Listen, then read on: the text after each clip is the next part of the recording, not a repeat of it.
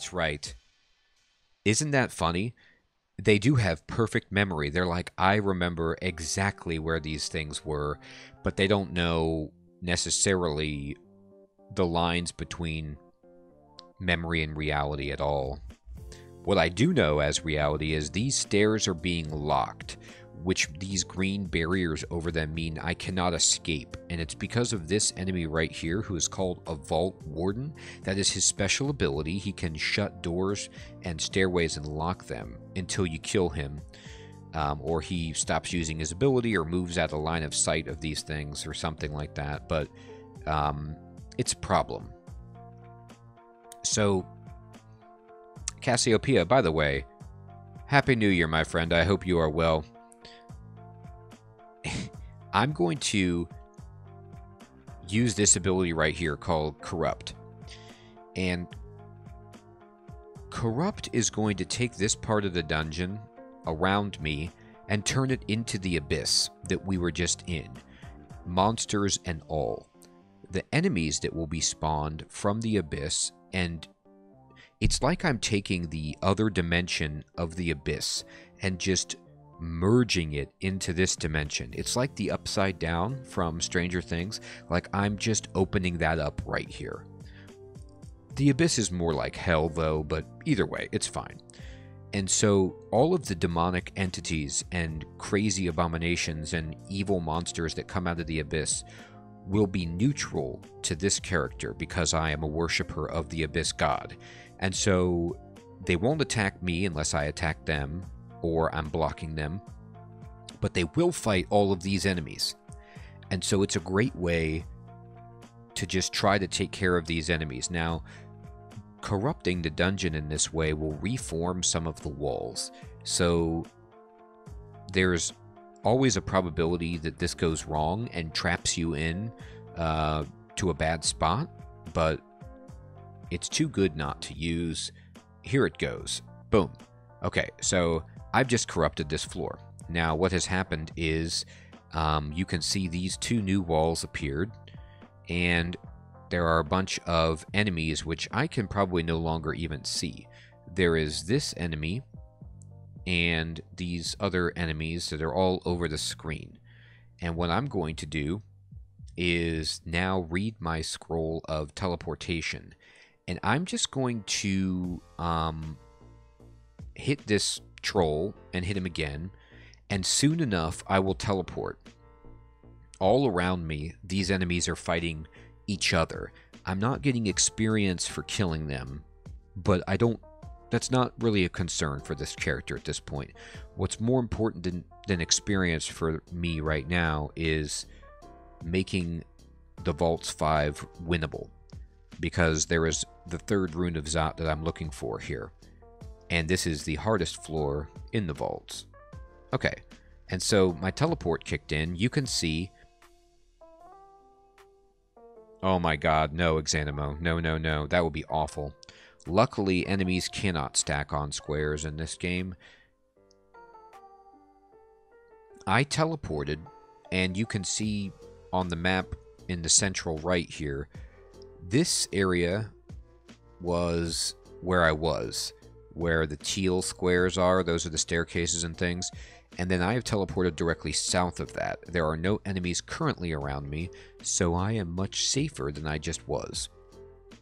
Now, what I'm going to do is, if I were to go into this area or this area, I would enter diagonal chambers that open up into bigger squares, which are filled with treasure and potentially the Rune of Zot, but also hard enemies.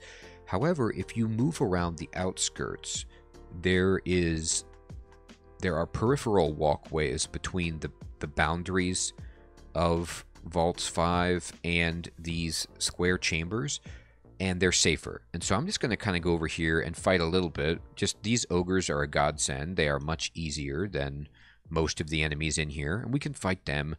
And what we're doing is we're just waiting while all of these enemies duke it out. You can see that they're still fighting. It says you hear a clap of thunder. A Titan must be fighting some enemies. Thunder is extremely loud. You can hear it all over the dungeon. Alright, so I'm just going to walk around and I'm going to kind of take the long way around and see what has happened up here eventually, because the only way out of this floor is through these central staircases up. It's the only way up. Alright, here comes a gargoyle. I'm just going to let him come over here. I'll fire my sling at him a bit, and then I'll switch back to my Morning Star, and we can fight. And then let's just move down here. Again, I'm trying to avoid these chambers and just fight the riffraff that has slipped through the cracks. These purple squares are evidence of my corruption of this floor. Alright, and let's just see what happens. When we step up here, we're going to see something.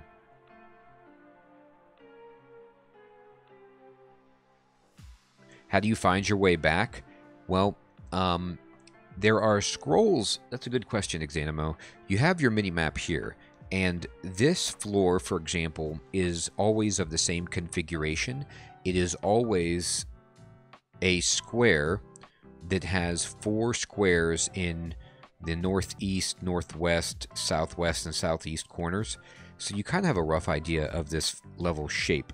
But there are scrolls that are called magic mapping, and if I were to read this, it would reveal the entire map on my mini-map, and show you where the staircases are and things like that. But there are other features of the game that help you. For example, you can push... yeah, it is really nice. You can push Control X, or I'm sorry, Shift X, and then it zooms out a little bit, and you can move your cursor around to just explore without moving the areas that you've been to, so you can see. But you can also push Shift and the caret keys. Wait. I'm trying to...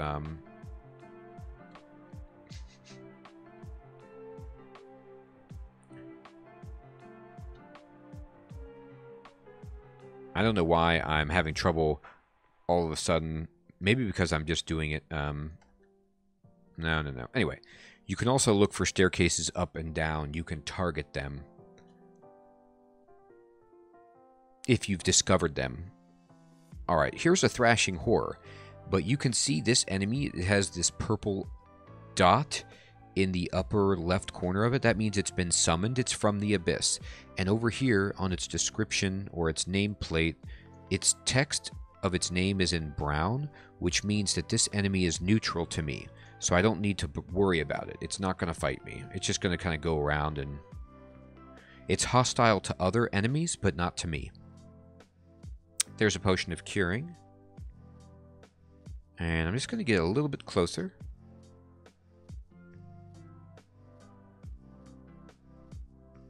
And see... Oh, I picked it up now, eventually. But I'm just moving very, very slowly. I'm taking it one square at a time. The game will announce to you... You know what, Cassiopeia? I am. I didn't even realize that it was out until I booted up the game today, and the client was like, do you want to play on the latest version? And I was shocked, and I went to the main dungeon crawl page and saw that the tournament starts on the 8th, so I'm pumped about 0.26. This is going to be my last version 0.25 character. Whether it wins or loses, it will be the last one I play. Are you excited about it? I'm excited about no food, I'll tell you that much. Look at this.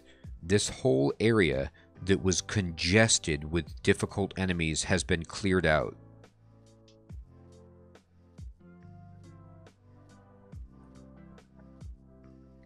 That's a great point, Cassiopeia. I hadn't even thought about making a group for the tournament.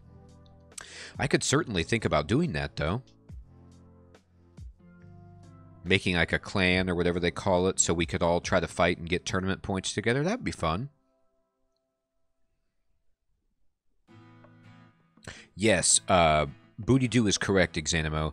I'm not picking most things up because there's enemies everywhere, but there's another feature of this game. You can push the O key to auto-explore, so your character will just move around and go to places that you haven't yet uncovered on the map. And there is auto pickup that you can toggle what you do pick up and what you don't, and your character will just automatically pick everything up that has a green box around it. So like, for example, these sling bullets, my character is going to go run and pick these up. Or these corpses down here, my character will go down here and butcher them.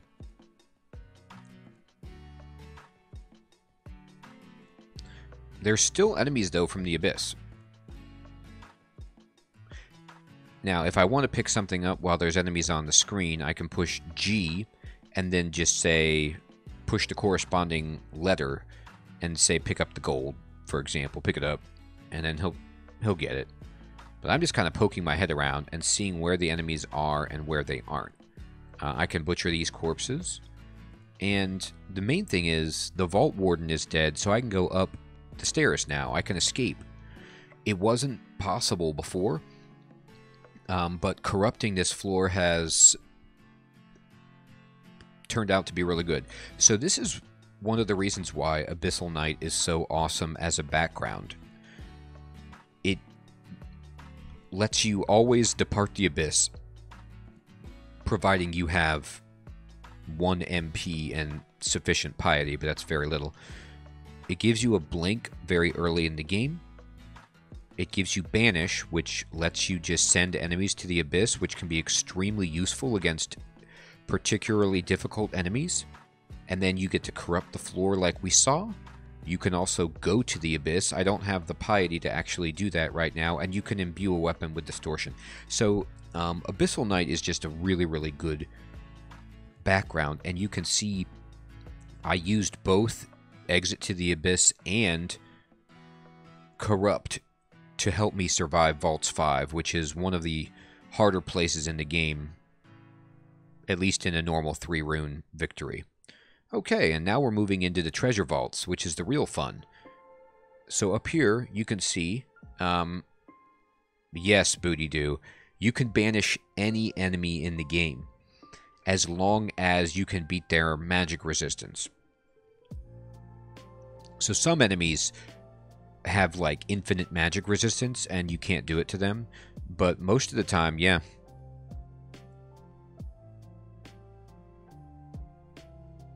It gets a lot harder, so a lot of the Panlords are probably too high on their magic resistance, but it wouldn't surprise me. So here's a Jade Ring. I can't pick it up because my backpack is full. That's right, Cassiopeia. You know what? Abyssal Knights would be amazing bank robbers. They just corrupt the vault, and then demons start popping in. And everyone runs away in horror and panic, and while the mayhem is just going out of control, you just pick up the big money bags. Yeah, infinite magic resistance is pretty tough.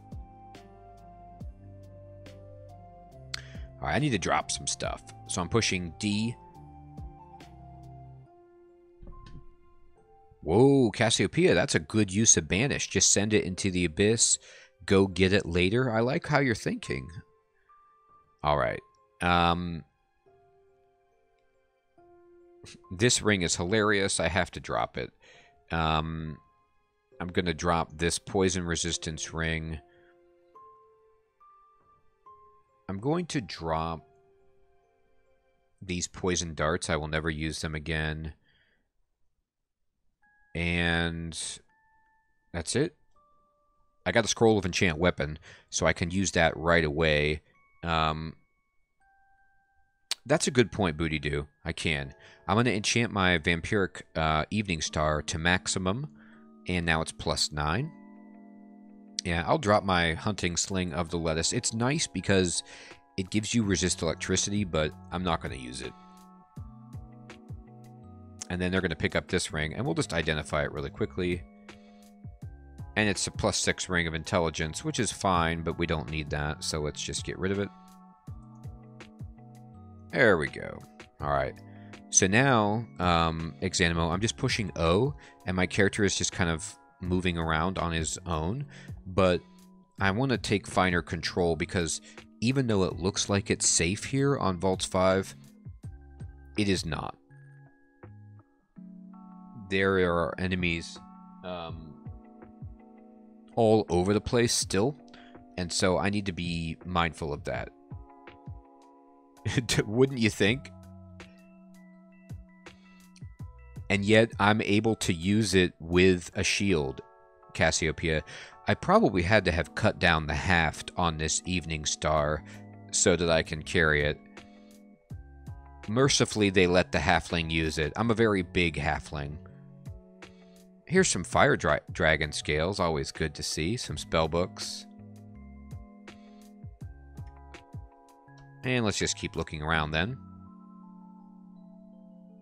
I'm a fulling. I am a fulling. That's right. With this crystal plate armor and this 45 armor class. Okay, so there's enemies still here, like this Yaktar.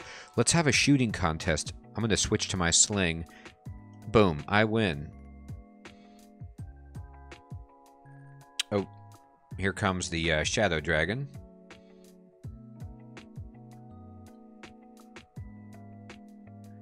He missed with his shadowy breath, so we actually didn't get drained, which is huge.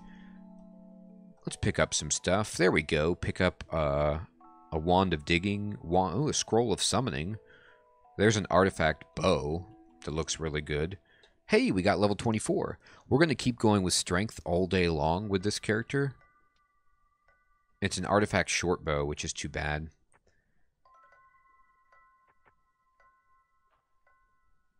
Artifact short sword. Oh, here's Frederick. Okay, so unfortunately for us, Frederick has... do I have any spell casting? Not really. I don't know any spells.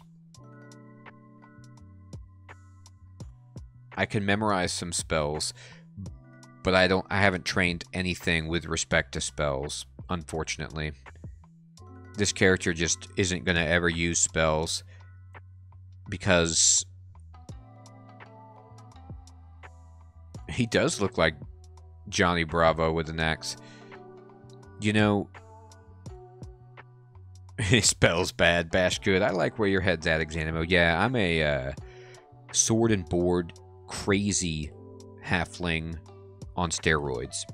Now, Frederick is wearing plate mail of magic resistance, as you can see here, or plate armor rather, and so I'm not going to be able to send him to the Abyss because his magic resistance is too high. However,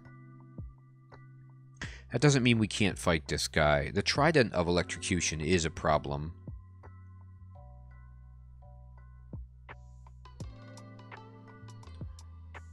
Let me see here. Now, he's going to use his trident to reach on us, so we have to let him get closer. Ouch, ouch. Okay, yeah. I have to blink away. His, he cast Iron Shot, and he hit us really, really badly. That's actually doing more damage than, yeah, look what he did. So it wasn't even... His Demon Trident of Electrocution is sort of painful, but then what he did was he cast Lance of Force and knocked us into the wall, and then he hit us with Iron Shot once for 2 exclamation points, and another time for 3. So he just ripped us apart with that, unfortunately. So this means that we need to leave the party, basically. So I'm just going to go down here. I will quaff a potion of heal wounds because I have so many. And then I'm just going to teleport. I'm not even going to be fancier than this. There we go. And so Frederick is over here. I'm going to leave Frederick there. I have no reason to fight him. He's not guarding anything. Let's just skip him. I'm going to try to rest and recover. And we did. So we're back to full. We'll just leave Frederick to his own devices, hopefully, and not encounter him again.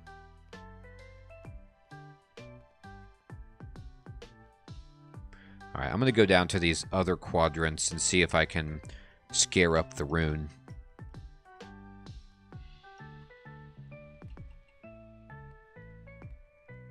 Alright, here's a bunch of money. Magic mapping, always good.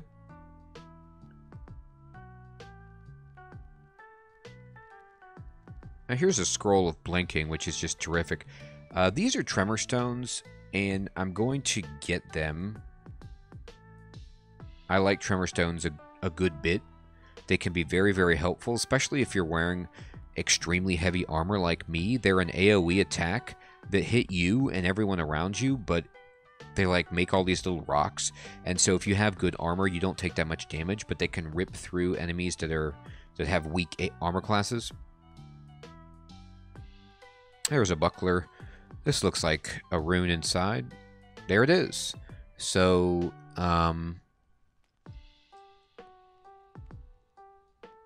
that's what we're looking for. Let's just get through these Ettins and these Vault Wardens. And that guy. Shapeshifter, Tentacled Monstrosity, all of it.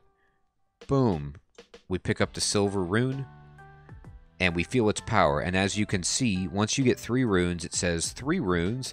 That's enough to enter the realm of Zot. And that is indeed what we will do. We are not going for... One of the things you can do in this game is... Let me show you this. This is the list of runes. And there's actually 15 runes total that you could acquire. And if you want to go for more runes than is necessary, you get a higher score and you get prestige, you know, with others. It's basically like harder difficulty modes, and it's going beyond 3 runes is what they call going into extended, and you try to get all of these other runes. It's a much longer game and harder, and only certain characters are really prepared for that. This character maybe could do it, but I'm not going to mess around with it. It would take far too long, and I want to try out version 0.26. So with this character, I'm just going to try to get a 3-rune victory. I also have never gotten a victory with a halfling, so it's always good to get... I like getting first-time victories with new species.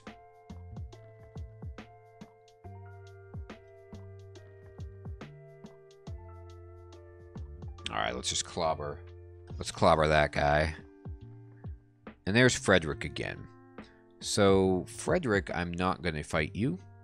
I appreciate that you exist. But what I'm going to do instead is... I'm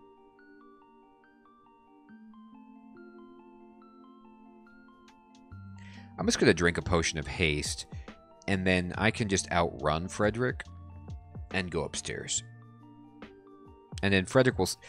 The enemies in this game stay on their floor, unless you're by the staircase and they come up with you. So Frederick will just be down there forever. He's not going anywhere. So we'll leave him on Vaults 5 and say, toodaloo, Frederick. There is some other treasure still on Vaults 5, but it's not really worth it for me with this character, considering Frederick is there. I have a scroll of enchant weapon, but I don't really have a weapon. Oh, yes, I do. What am I talking about? Can I enchant my Fustabulist? Yeah. There we go. And I'm going to drop my whip of electrocution. There we go. Great. Can you... I don't think I can brand my... Well, I can brand my Fustabulist, and I don't really want flaming, so let's see what happens. It's Vorpal. Okay, that's fine. And then... Yep, we're good. So I'm going to open up this screen and see where we've gone. We've cleared the dungeon to 15.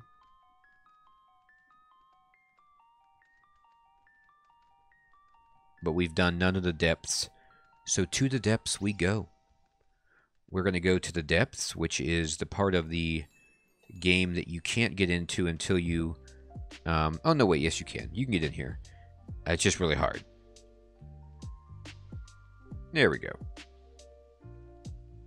Stone Giant coming through, throwing big rocks at me right off the bat. Welcome to the depths.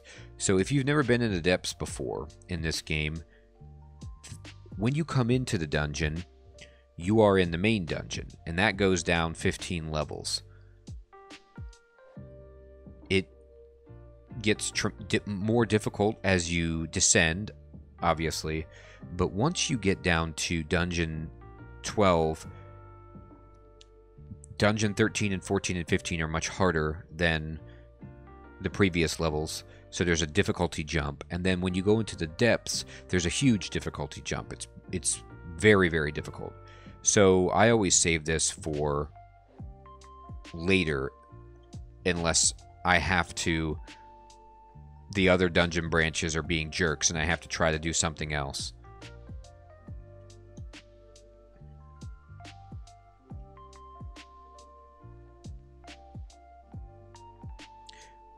I did see myself a Scroll of Enchant weapon, so we can just keep boosting up our Fustabulus here.